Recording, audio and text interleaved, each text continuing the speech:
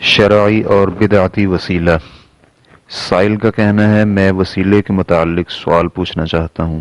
میں یہ جاننا چاہتا ہوں کہ قبروں سے یا مردوں سے وسیلے مانگنے والا غیر اللہ کو پکارتا ہے اور یہ صحیح نہیں ہے، لیکن کچھ لوگ کہتے ہیں کہ اس میں کیا غلط بات ہے کہ میں کسی زندہ نیک آدمی سے دعا کی درخواست کروں، اور اس میں کیا غلط بات ہے کہ میں اسی نیک آدمی سے مرنے کے بعد دعا کی درخواست کروں۔ میں یہ بات کرنے والے بھائی کو کیسے جواب دوں؟ جائز وسیلہ کیا ہے اور ناجائز وسیلہ کون سا ہوتا ہے؟ رہنمائی فرما دیں۔ الحمدللہ والصلاة والسلام علی رسول اللہ۔ عربی لغت میں وسیلہ قرب حاصل کرنے کو کہتے ہیں۔ اسی معنی میں اللہ رب العزت کا فرمان ہے، یبتغون الی ربہم الوسیلہ، وہ اپنے رب کا قرب تلاش کرتے ہیں۔ سورۃ الاسراء آیت نمبر 57، یعنی وہ ایسی چیز کی تلاش میں ہوتے ہیں جو انہیں اللہ کے قریب کر دے۔ وسیلے کی دو قسمیں ہیں، شرعی وسیلہ اور غیر شرعی وسیلہ۔ شرعی وسیلہ یہ ہے کہ انسان اللہ رب العزت کا قرب ایسے اعمال کے ذریعے تلاش کرے جنہیں اللہ تعالیٰ پسند کرتا ہے اور ان سے محبت فرماتا ہے، مثلا فرض یا مستحب عبادات، چاہے ان کا تعلق اقوال سے ہو یا افعال سے یا عقائد سے۔ اس کی بھی مزید اقسام ہیں۔ نمبر 1، اللہ رب العزت کے اسماء و صفات کو وسیلہ بنائیں۔ اللہ رب العزت فرماتے ہیں، وَلِلَّهِ الْأَسْمَاءُ الْحُسْنَى فَادْعُوهُ بِهَا وَذَرُوا الَّذِينَ يُلْحِدُونَ فِي أَسْمَائِهِ سَيُجْزَوْنَ مَا كَانُوا يَعْمَلُونَ، اور سب سے اچھے نام اللہ ہی کے ہیں، سو اسے ان ناموں کے ساتھ پکارو، اور ان لوگوں کو چھوڑ دو جو اس کے ناموں کے بارے میں سیدھے راستے سے ہٹتے ہیں، انہیں جلد ہی اس کا بدلہ دیا جائے گا جو وہ کیا کرتے تھے۔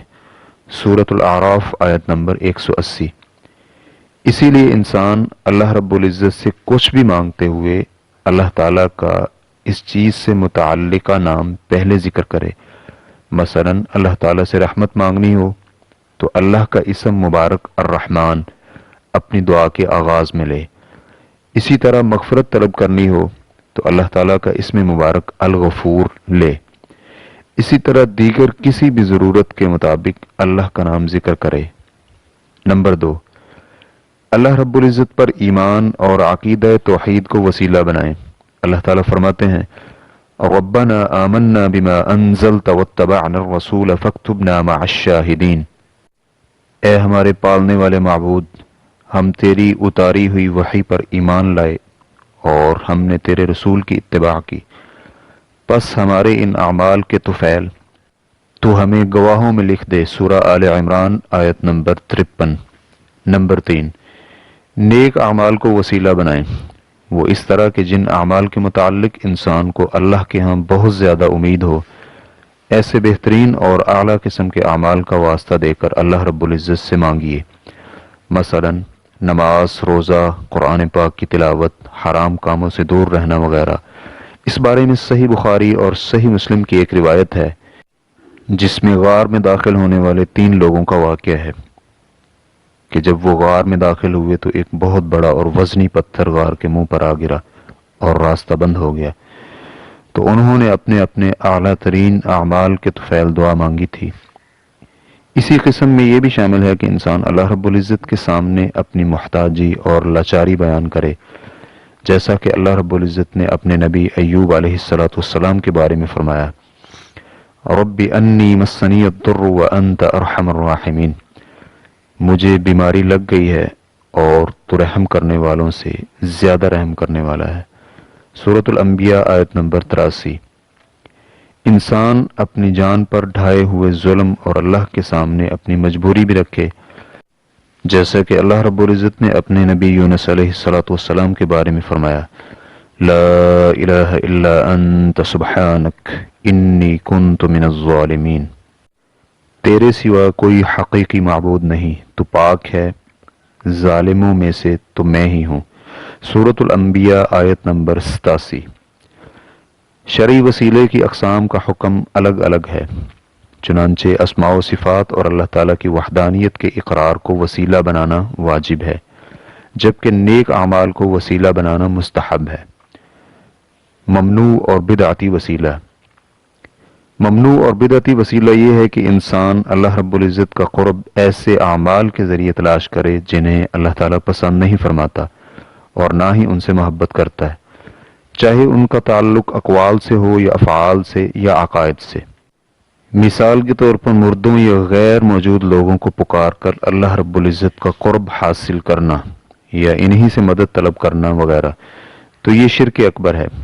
یہ عمل انسان کو اسلام سے خارج کر دیتا ہے۔ یہ عقیدہ توحید سے متصادم ہے، کیونکہ اللہ رب العزت سے دعائے طلب یعنی ایسی دعائیں جن میں ہم کوئی چیز طلب کریں یا کسی چیز کو دور کرنے کی دعا کریں، یا دعائے عبادت یعنی ایسی دعائیں جن میں ہم اللہ رب العزت کے سامنے اپنی عاجزی، انکساری وغیرہ کا اظہار کریں، تو ایسی دعائیں غیر اللہ سے مانگنا جائز نہیں ہے۔ اگر کوئی ایسی دعائیں غیر اللہ سے مانگتا ہے تو یہ دعا میں شرک ہے۔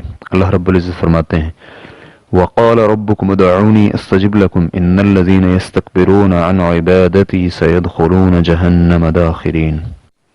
اور تمہارے رب نے فرمایا کہ مجھے پکارو، میں تمہاری دعا قبول کروں گا۔ بے شک وہ لوگ جو میری عبادت سے تکبر کرتے ہیں عن قریب ذلیل ہو کر جہنم میں داخل ہوں گے۔ سورۃ الغافر آیت نمبر 60۔ تو اس آیت کریمہ میں اللہ رب العزت نے ایسے لوگوں کی سزا ذکر کی ہے جو اللہ کو پکارنے سے تکبر کرتے ہیں۔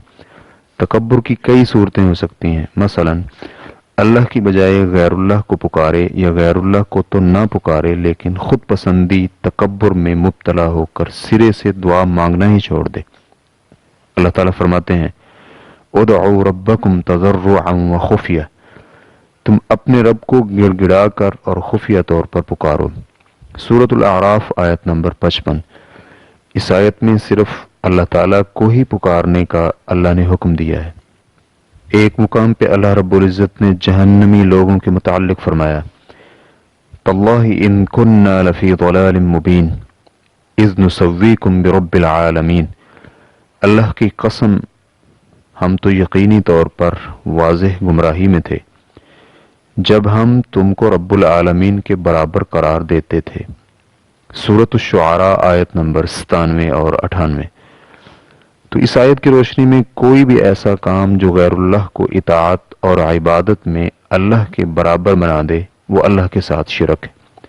ایک اور مقام پہ ارشاد فرمایا وَمَنْ أَضَلُّ مِمَّنْ يَدْعُو مِنْ دُونِ اللَّهِ مَنْ لَا يَسْتَجِيبُ لَهُ إِلَى يَوْمِ الْقِيَامَةِ وَهُمْ عَنْ دُعَائِهِمْ غَافِلُونَ وَإِذَا حُشِرَ النَّاسُ كَانُوا لَهُمْ أَعْدَاءً وَكَانُوا بِعِبَادَتِهِمْ كَافِرِينَ۔ اور اس شخص سے بڑھ کر اور کون گمراہ ہوگا جو اللہ کو چھوڑ کر انہیں پکارتا ہے جو قیامت تک اسے جواب نہیں دے سکتے بلکہ وہ ان کی پکار سے ہی بے خبر ہیں۔ پھر جب لوگ اکٹھے کیے جائیں گے تو وہ ان کے دشمن بن جائیں گے اور ان کی عبادت کا یکسر انکار کر دیں گے۔ سورۃ الاحقاف آیت نمبر 5 اور 6۔ اور ایک دوسرے مقام پہ ارشاد فرمایا وَمَن يَدْعُ مَعَ اللَّهِ إِلَٰهًا آخَرَ لَا بُرْهَانَ لَهُ بِهِ فَإِنَّمَا حِسَابُهُ عِندَ رَبِّهِ إِنَّهُ لَا يُفْلِحُ الْكَافِرُونَ۔ اور جو اللہ کے ساتھ کسی دوسرے معبود کو پکارے جس کی کوئی دلیل اس کے پاس نہیں تو اس کا حساب صرف اس کے رب کے پاس ہے، بے شک حقیقت یہ ہے کہ کافر فلاح نہیں پائیں گے۔ سورۃ المؤمنون آیت نمبر 117۔ اس آیت میں اللہ رب العزت کے ساتھ غیر اللہ کو پکارنے والے لوگوں کو مشرک قرار دیا گیا ہے۔ اللہ تعالیٰ فرماتے ہیں وَالَّذِينَ يَدْعُونَ مِن دُونِهِ مَا يَمْلِكُونَ مِن قِطْمِيرٍ إِن تَدْعُوهُمْ لَا يَسْمَعُوا دُعَاءَكُمْ وَلَوْ سَمِعُوا مَا اسْتَجَابُوا لَكُمْ وَيَوْمَ الْقِيَامَةِ يَكْفُرُونَ بِشِرْكِكُمْ وَلَا يُنَبِّئُكَ مِثْلُ خَبِيرٍ۔ اور جن کو تم اس کے سوا پکارتے ہو وہ کھجور کی گٹلی کے ایک چھلکے کے مالک بھی نہیں ہیں۔ اگر تم انہیں پکارو تو وہ تمہاری پکار نہیں سنیں گے، اور اگر وہ سن لیں تو تمہاری درخواست قبول نہیں کریں گے، اور قیامت کے دن تمہارے شرک کا انکار کر دیں گے، اور تم کو پوری خبر رکھنے والے کی طرح کوئی خبر نہیں دے گا۔ سورۃ الفاطر آیت نمبر 13 اور 14۔ تو اس آیت میں اللہ رب العزت نے یہ واضح فرما دیا کہ دعا کا مستحق صرف وہی ہے، کیونکہ وہی حقیقی مالک اور معاملات چلانے والا ہے، اس کے علاوہ کوئی نہیں ہے۔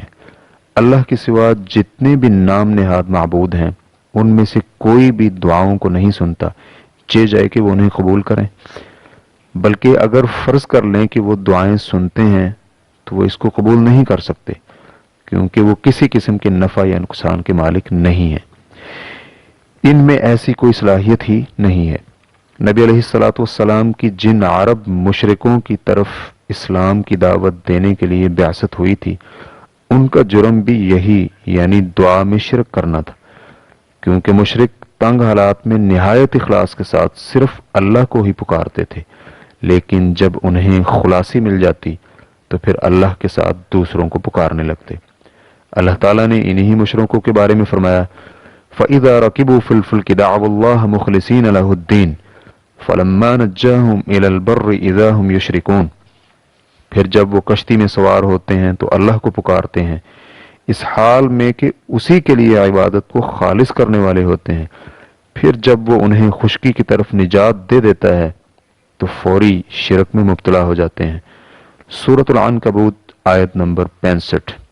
اسی طرح اللہ رب العزت نے فرمایا، وَإِذَا مَسَّكُمُ الضُّرُّ فِي الْبَحْرِ ضَلَّ مَن تَدْعُونَ إِلَّا إِيَّاهُ فَلَمَّا نَجَّاكُمْ إِلَى الْبَرِّ أَعْرَضْتُمْ۔ اور جب سمندر میں تمہیں کوئی مصیبت آتی ہے تو اللہ کے سوا جس کو تم پکارا کرتے ہو وہ تمہیں بھول جاتے ہیں، پھر جب وہ تمہیں نجات دے کر خشکی کی طرف لے آتا ہے تو تم منہ پھیر لیتے ہو۔ سورۃ الاسراء آیت نمبر 67۔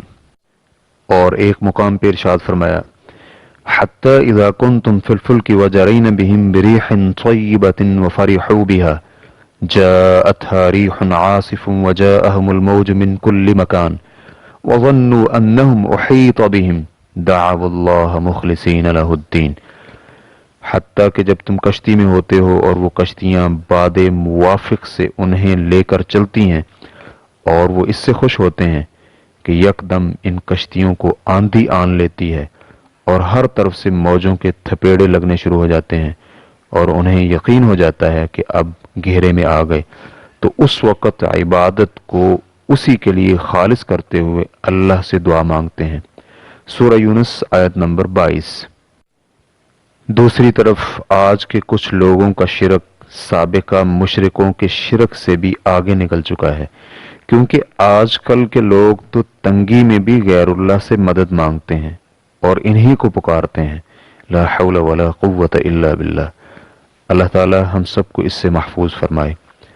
آپ کے ساتھی نے جو کچھ ذکر کیا ہے اس کو جواب دینے کے لیے مختصر بات یہ ہے کہ میت سے دعا کرنا شرک ہے، اور زندہ فرد سے ایسی چیز کا مطالبہ کرنا جس پر صرف اللہ رب العزت ہی قدرت رکھتا ہے یہ بھی شرک ہے۔ واللہ تعالی اعلم۔ اسلام کی ریکارڈنگز مؤسسۃ الشیخ صالح المنجد، المملکۃ العربیۃ السعودیہ، فتویٰ نمبر 3297۔ والسلام علیکم ورحمۃ اللہ وبرکاتہ۔